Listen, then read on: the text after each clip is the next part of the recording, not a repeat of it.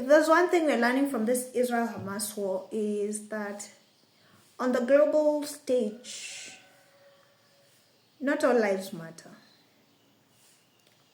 There are some lives that are more important on the global stage than others are.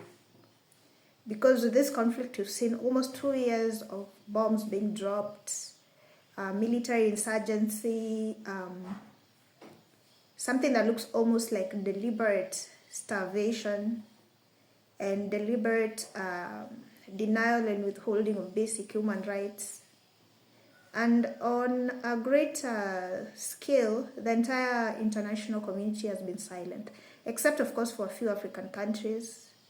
And in the complaining and how that is being ignored, we're also learning that indeed it's that not all lives matter on the global stage. Because initially when South Africa went to the Security Council and complained about it, it was swept under the carpet. And now that nations that are more important than others have come up and said, okay, what is going on here is inhumane, then now the UN is convening a Security Council, I think this week, to discuss the Israel-Hamas war. And we have seen it duplicated again, I think yesterday or the day before, when Hamas released photos of emaciated hostages, and the entire international community, everyone that matters, was like, this is so inhumane.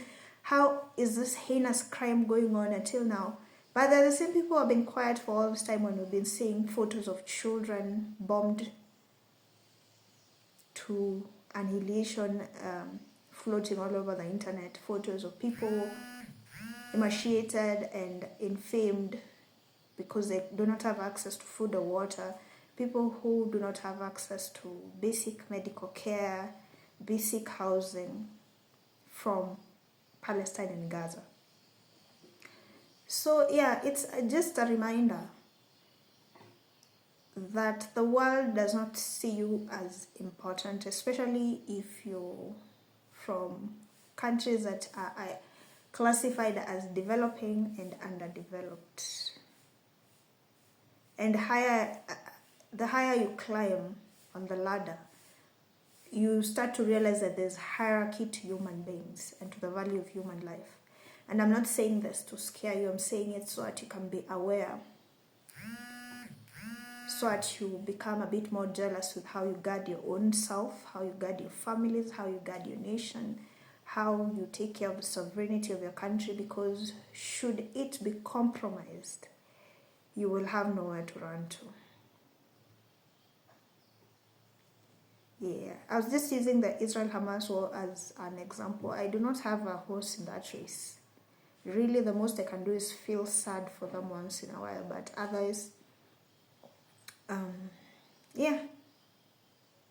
So let's talk about it.